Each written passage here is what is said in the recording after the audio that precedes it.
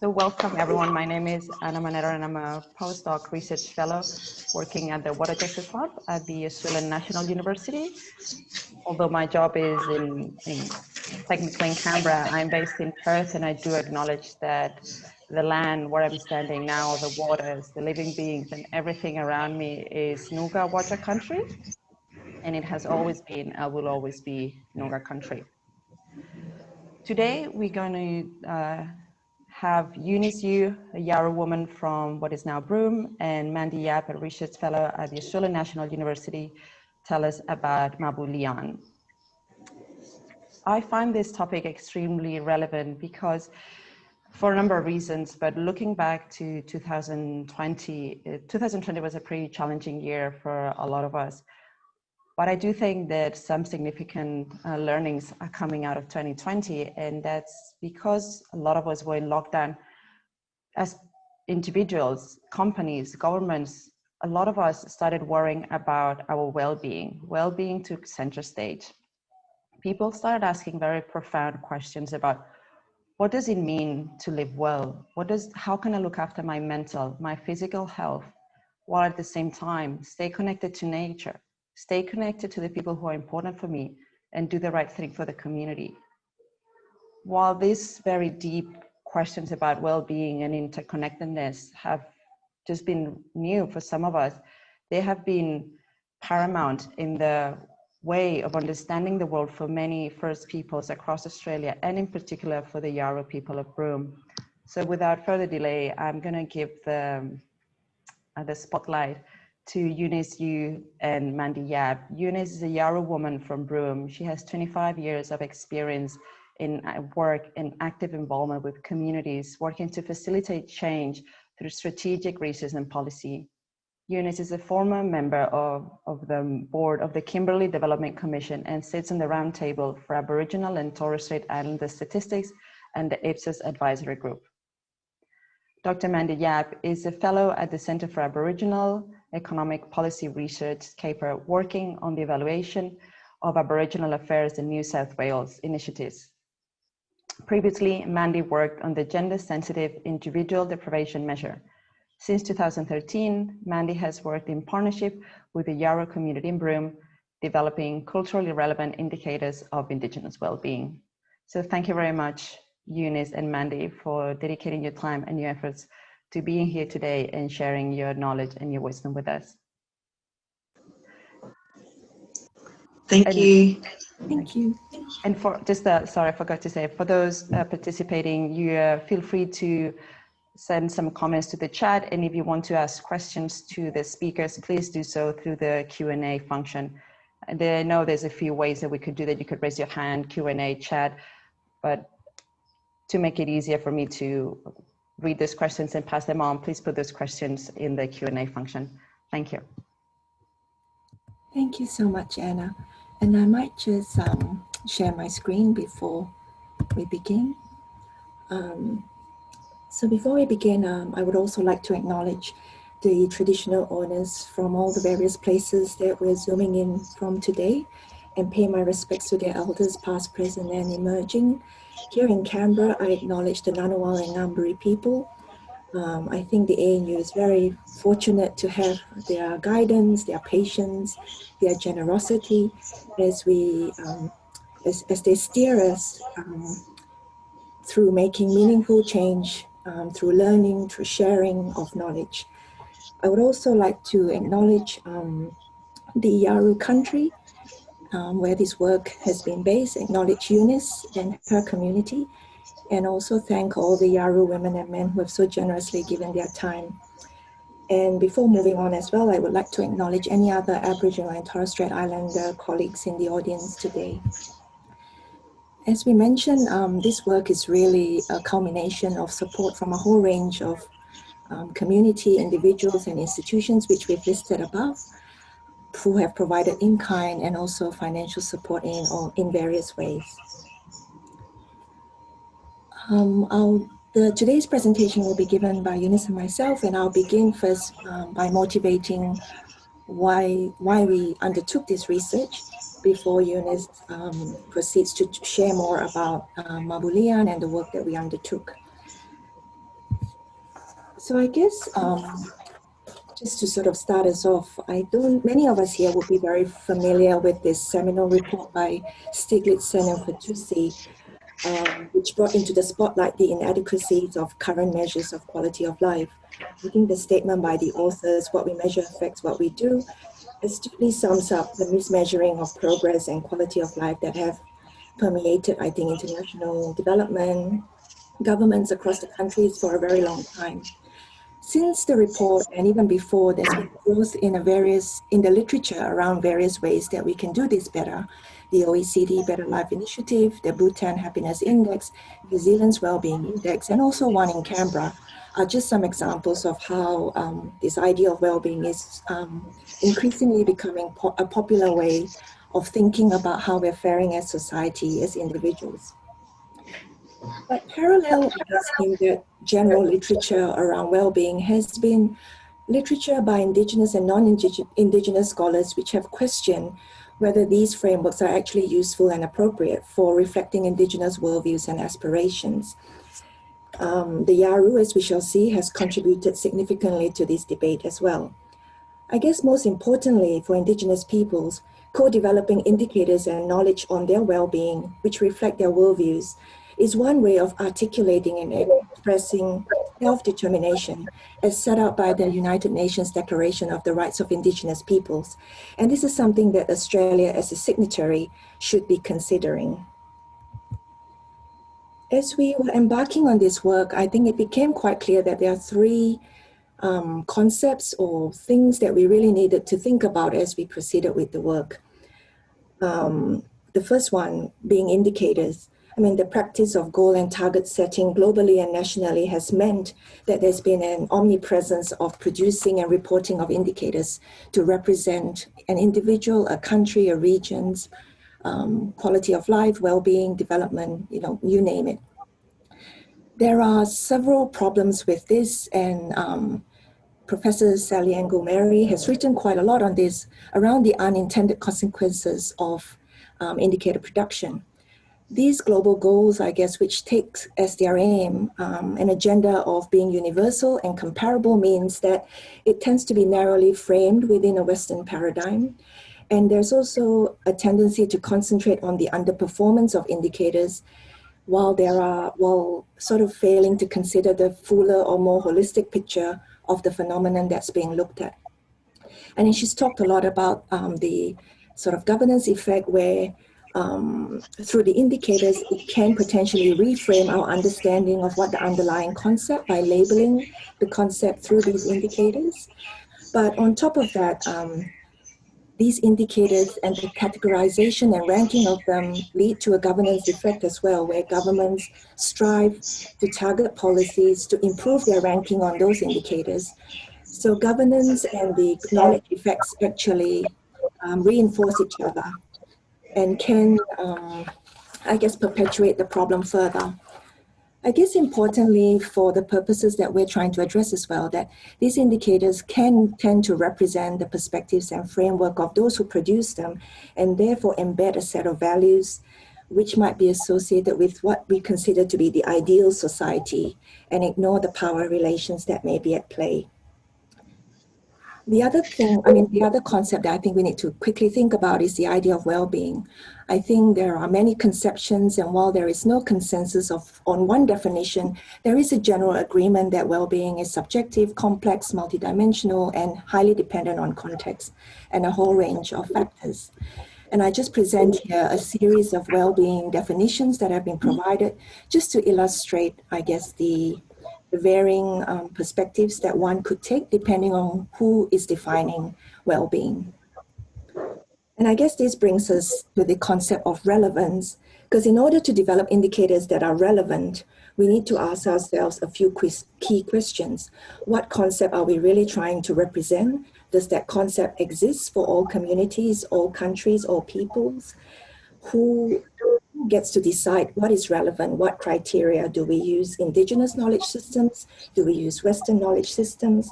And also what process and how we're going to gather the data.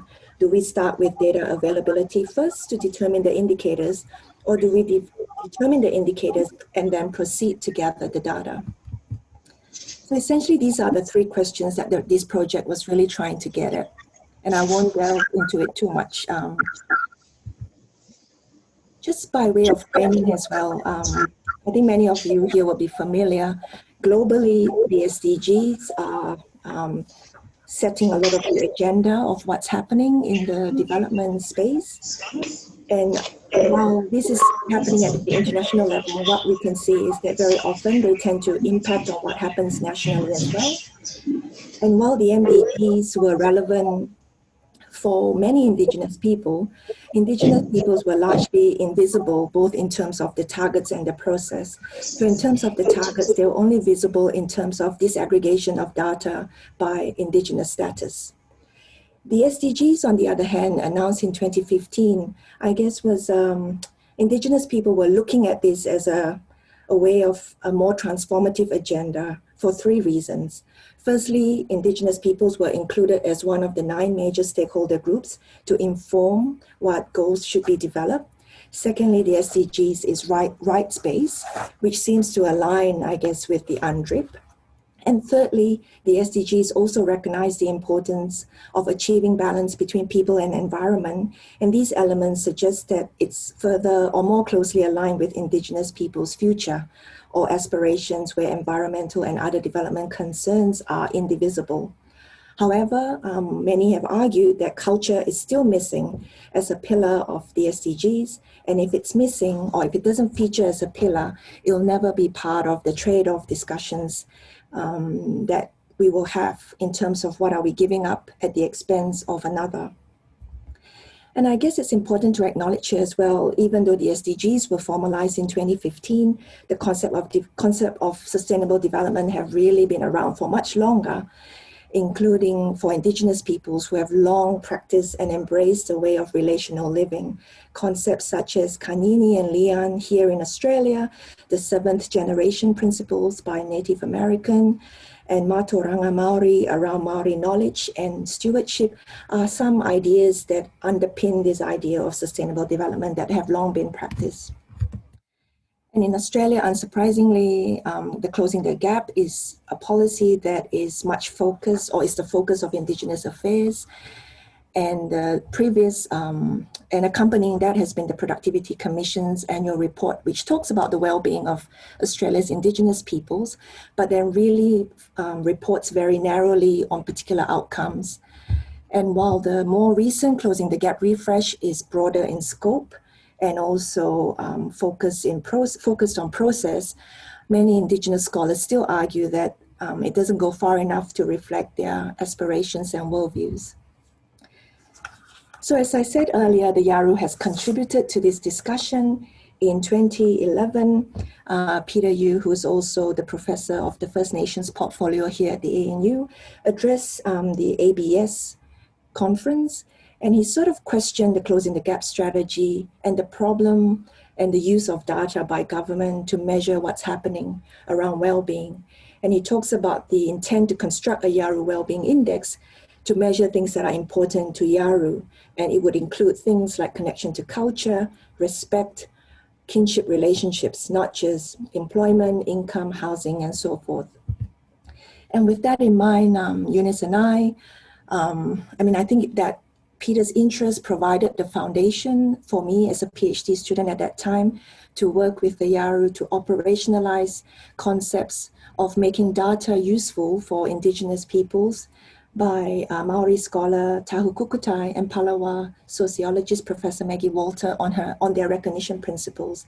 So I won't go into great detail, but essentially it starts with Mabu liyan. It works with Yawuru as a distinct group. There's been a formation of a reference and guidance committee. We ground the indicators in Yawuru voices. And also we worked with a team of Yawuru research assistants to collect the data. And I'll now pass on to Eunice. Thank you, Mandy. First of all, before I start, I'd just like to do acknowledgement of traditional custodians of the land that we meet on today and pay my respects to their elders, both past, present and emerging. And I acknowledge also the members of the Aboriginal and Torres Strait Islander community that are present in this event. Thank you. So who are the Yawuru? Prior to the arrival of Europeans and other groups, Indigenous peoples, including the Yawuru, have occupied Broome and its surroundings for more than 10,000 years.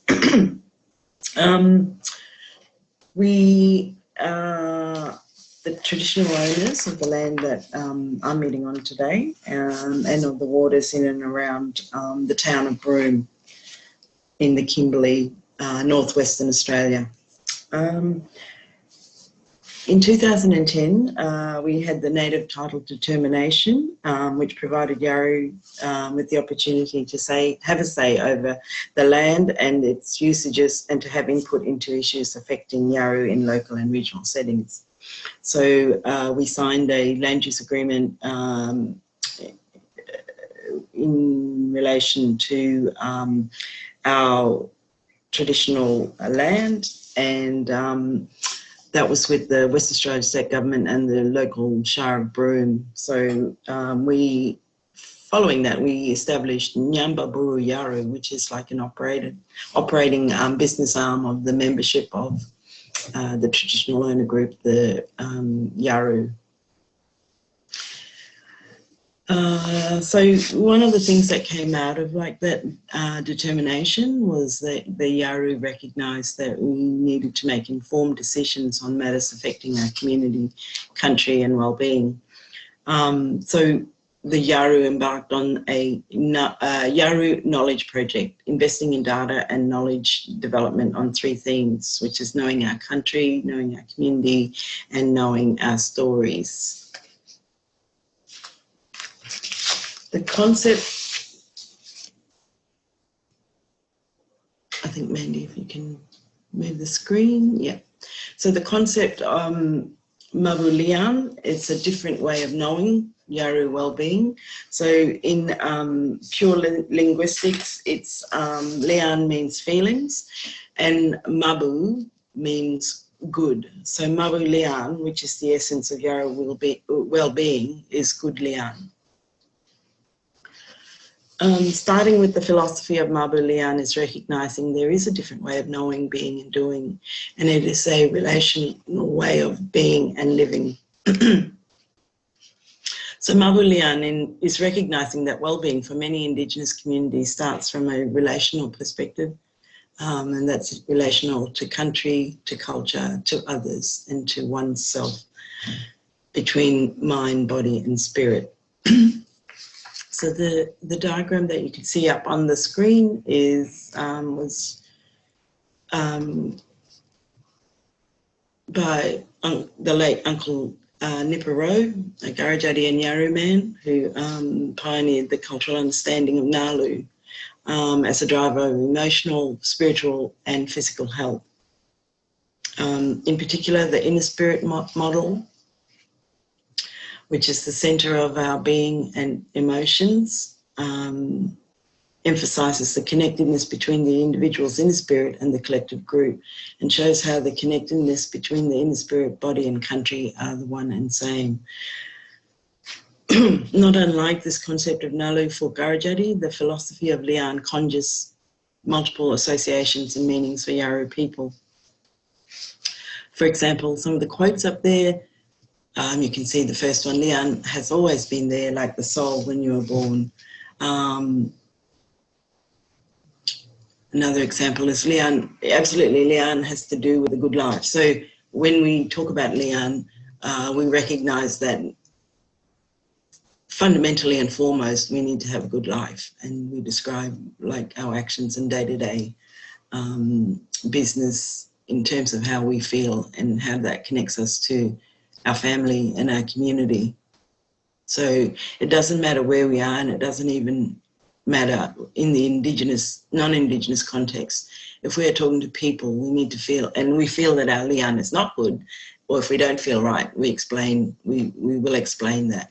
So it's, you know, first and foremost about the essence of our being, how we connect to people.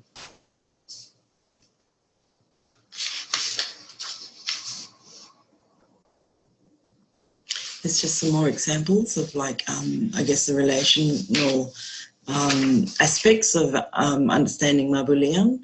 So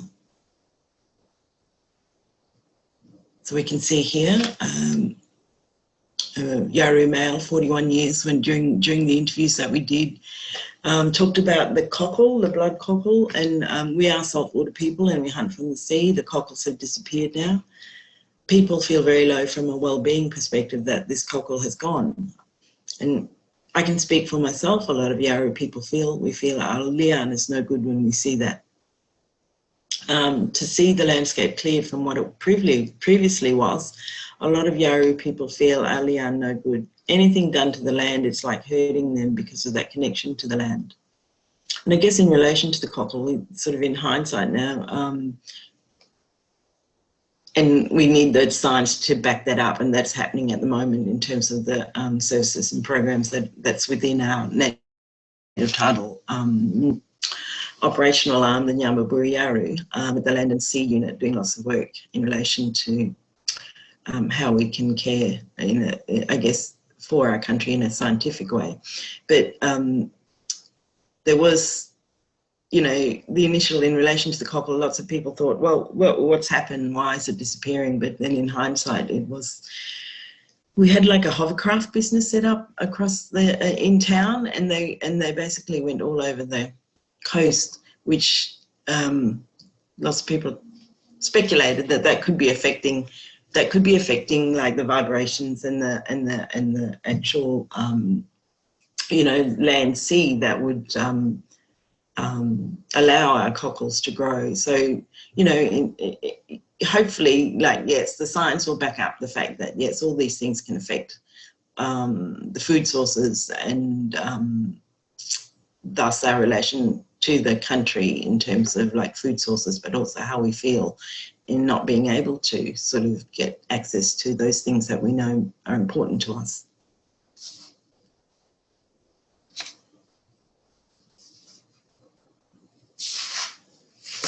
Okay, so from conception to operation, Yawuru conceptualisation of wellbeing was conducted with the Yawuru community, as Mandy mentioned, as part of her PhD, and myself as a community collaborator in Broome. We used a mixed method to be able to get the information and reinforce the whole involvement of Yawuru community within those processes. So initially there were semi-structured interviews with 15 members of the community, and they ranged from young people to old people and male and female. So we had centered the discussions or the semi-structured interviews about those people describing a good life, what a good life meant to them, being well, living well and feeling well. That was in July 2013. So after three months or so, we spent time doing focus groups where we had groups of men and women over 2 sessions. So out of the semi-structured interviews, identified 108 indicators of wellbeing. So during the focus groups, we then asked the participants to be able to pick the indicators they felt that were important and place them into particular domains or boxes. For example,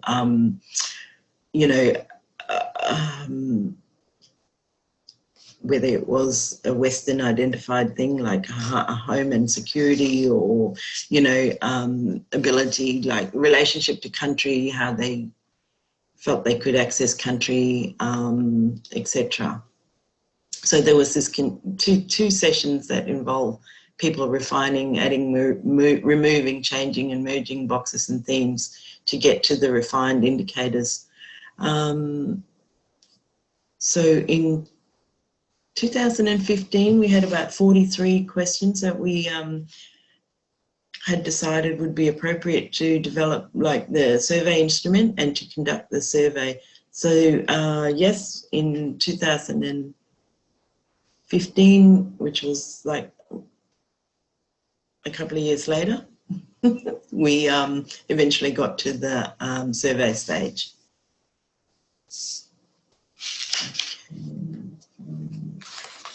one moment, sorry.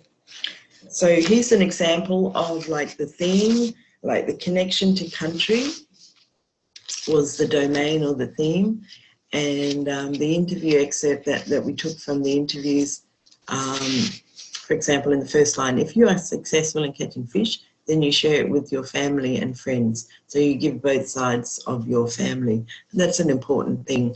So the potential indicator that we arrived at from that interview excerpt was sharing your catch with or kill with family and friends. And it was picked, as you can see, by both Yawuru men and Yawuru women. So that was important to both genders in relation to catching fish.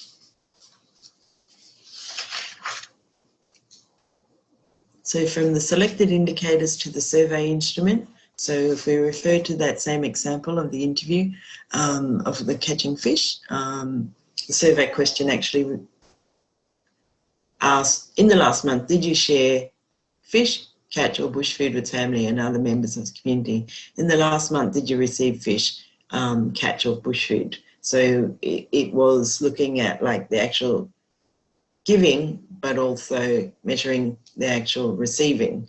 So we could get the participants to be able to explain what you know, how holistic, I guess, that whole relational stuff was with family, friends and relatives and community.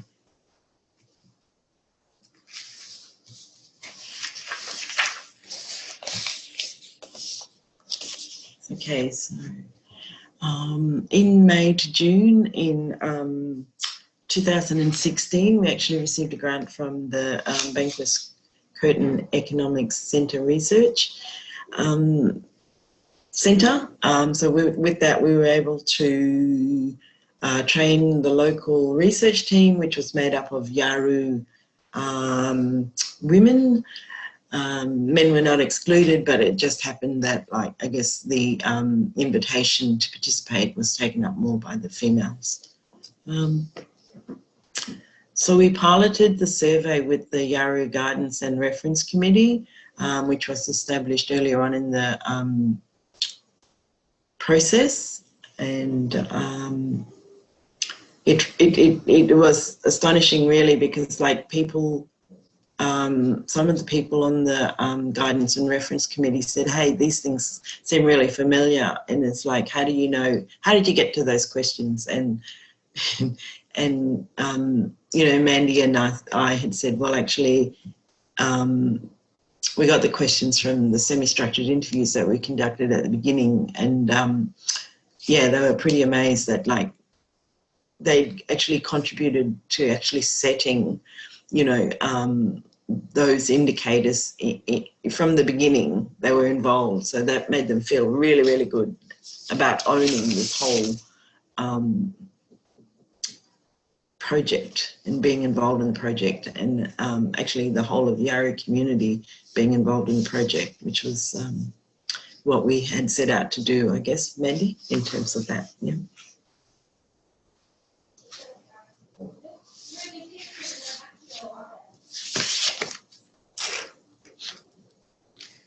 So this is just a picture of a young woman who is Yawuru and her family, and mum and kids, and you know, out fishing at the beach. So I guess the picture speaks for itself, that she's able to, you know, live well by being able to get down to the beach and still fish. It doesn't stop her. You can see from the smiles on their faces that, you know, that, yeah, it means a lot to be able to have access to country, and to be able to participate in activities on country.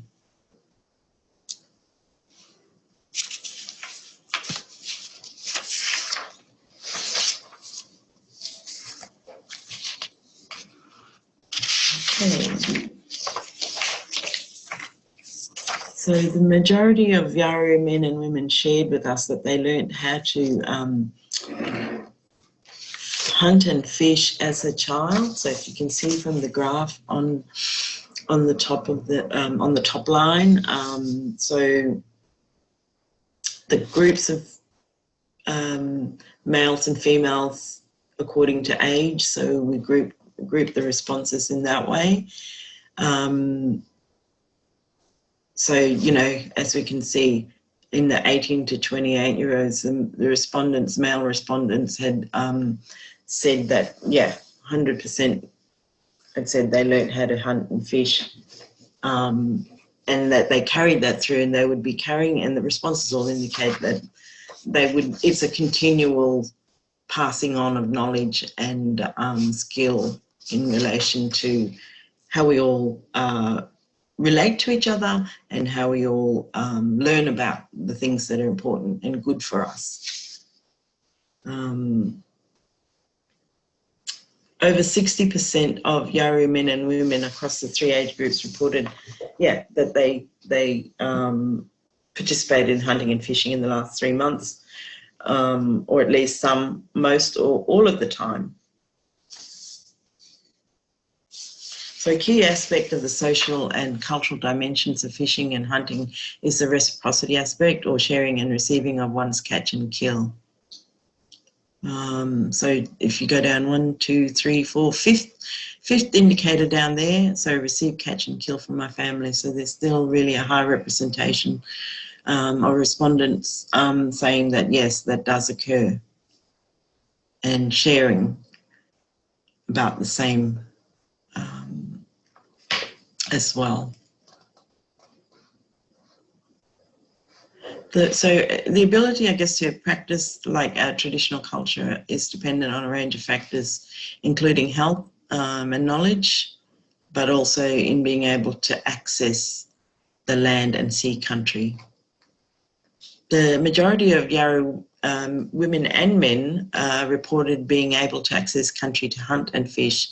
Yawuru men were also more likely to report being satisfied with the quality of their catch and kill compared to Yawuru women.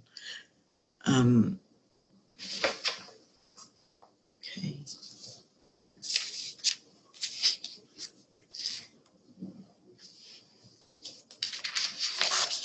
So in relation to other findings, this is a graph that shows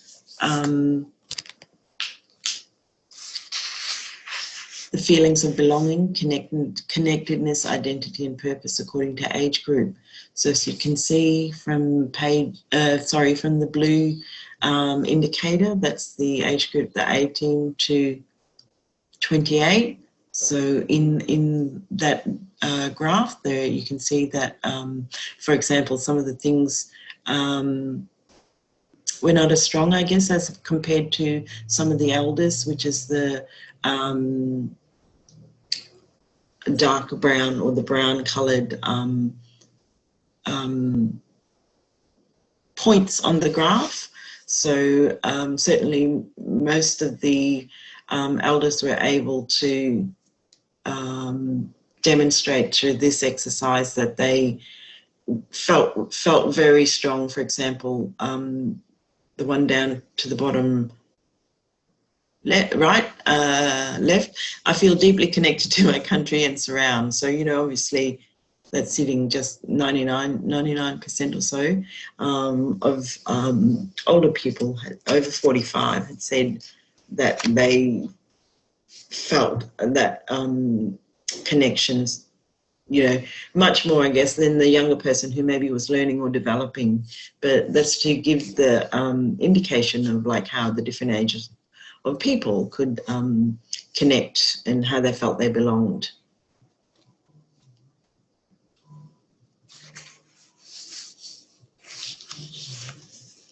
So the implications for Indigenous communities. So Yawuru never had a baseline for data before this exercise.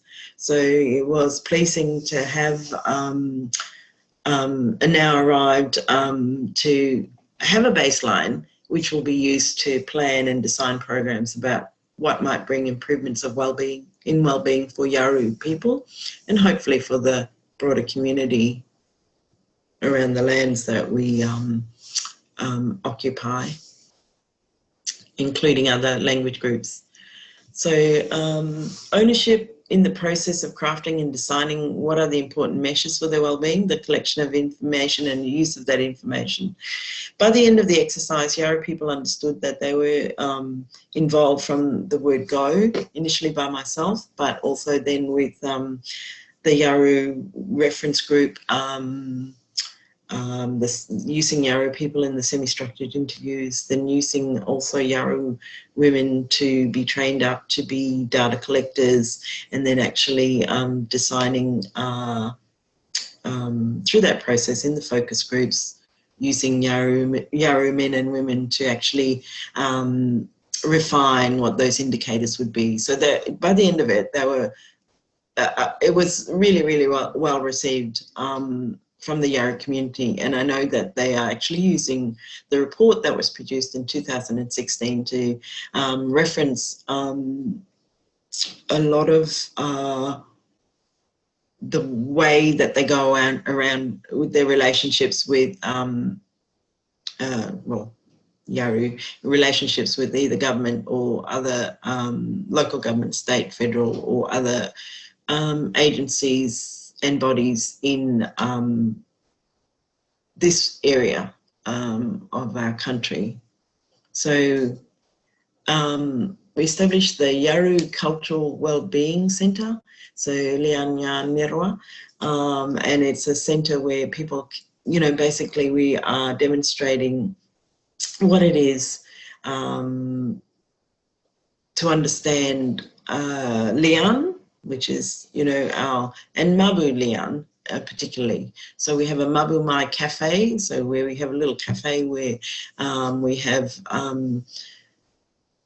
coffee, but also food, and the food is, I guess, infused in terms of like what is our to our community, elements of like what makes our liyan feel good. For example, on occasions you can get fresh crab or fish from the local waters around us, you know, and so the Nyambaburi Yawuru is the front and face of Yawuru traditional owner group in Broome, and they've established, I guess, in the past 10 years now, 2021 and going on to 11 years, a really strong footing within the community in terms of having relationships with other people, and in relation to land, but also relationships with people, and being able to, I guess, offer Yawuru people, but also the broader community opportunity to understand Mabu liyan and how we can all move forward in relation to having a good life. I'm just conscious, and in the interest of time, just to save room for questions, should I stop there at this slide, perhaps? Yes, I think we can open the floor for questions, unless you want to add some, some implications and avenues for future research. Yeah, I mean, just very quickly, I guess as a research community and for policymakers, I think as Uni has demonstrated, the way that Yawuru really went about it wasn't just the business as usual as, you know, of doing well-being measures, but it was actually doing it in a manner that policymakers will also understand. So grounding, I mean, they realized the importance of generating quantitative data, but the importance of grounding that in community voices, I think, was key to this, for that sense of ownership, as Eunice said. And just a couple of slides, 2 quick slides. And I think it really does matter, because if we look at some of the statements that Eunice has talked about around the inner spirit feeling strong, we can see that they're not always synonymous with happiness, life satisfaction, or even psychological distress, as is commonly reported in the literature. There are some differences. It isn't a nice overlap between those concepts. And I guess the other thing to also consider is that, like, while at the SDG level, these are some of the indicators that have been produced, but I think the Yawuru example shows that the indicators that are co-developed from the ground up really does provide a very holistic view on the environment, the economy, people and culture. You know, Eunice talked about the sharing of catch. And in fact, we didn't have time to report on it, but 3/4 of Yawuru women and men mentioned that half of the food that they eat were actually caught or given to them by family or friends. So there is some economic implications as well from that. So I might just leave it at that. Thank you. Thank you very much, Eunice and Mandy. That was fantastic. Now we'll open the floor for questions from the attendees. So you can pop those questions in the Q&A box.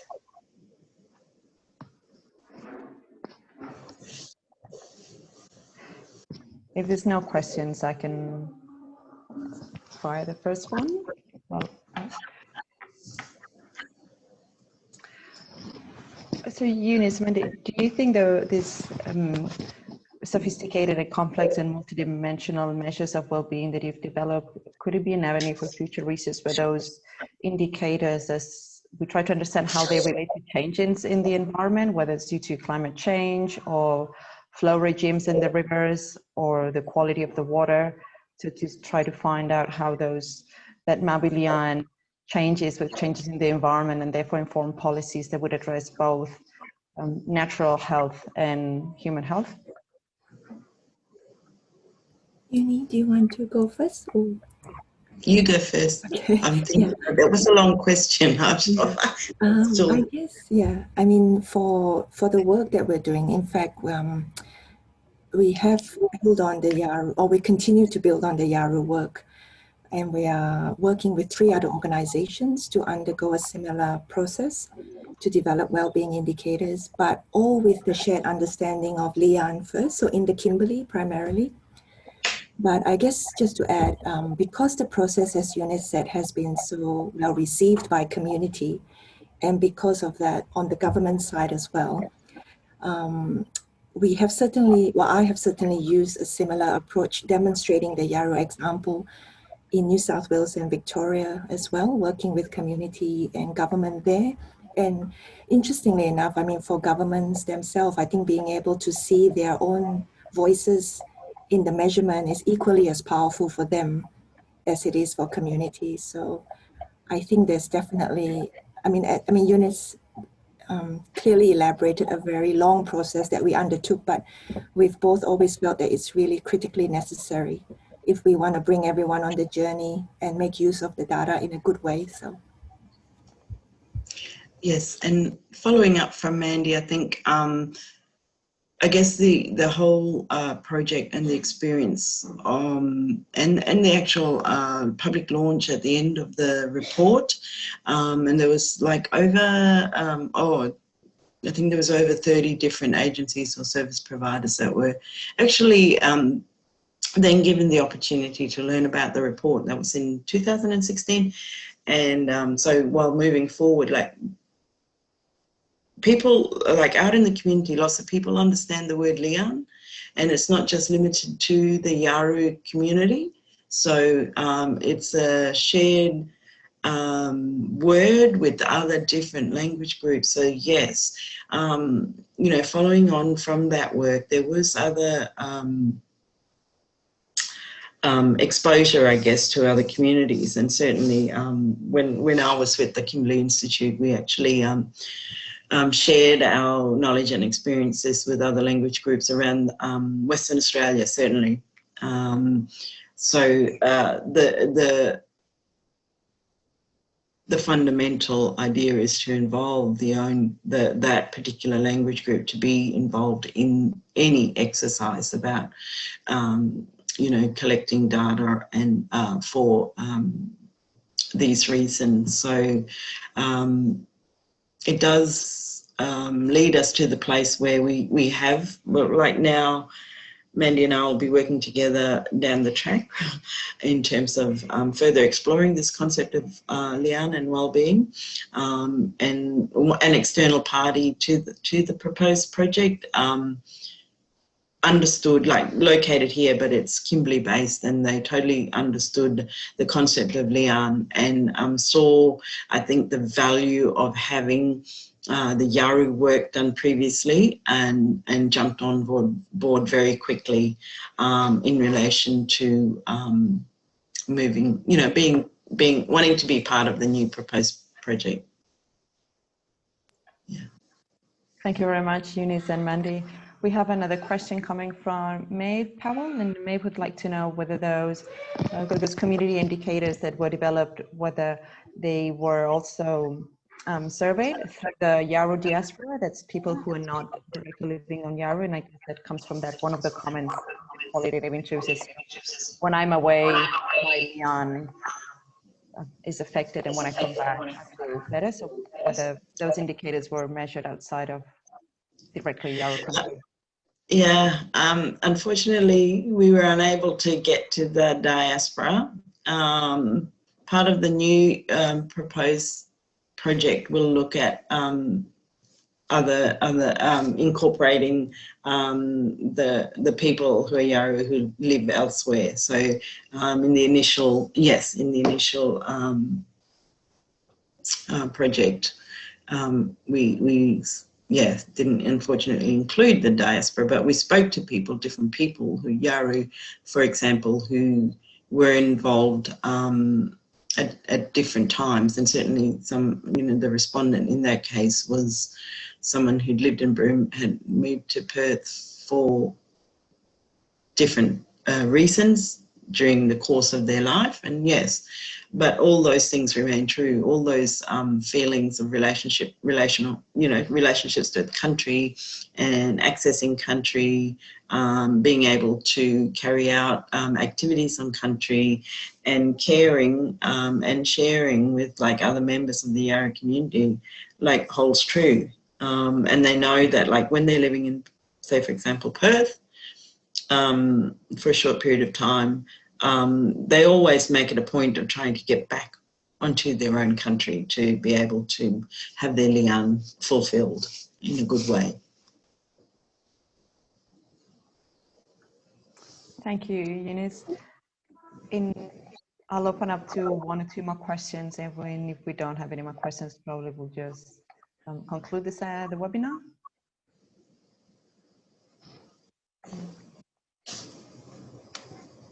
Maybe people are a bit shy behind their computer cameras, but we'll leave it there.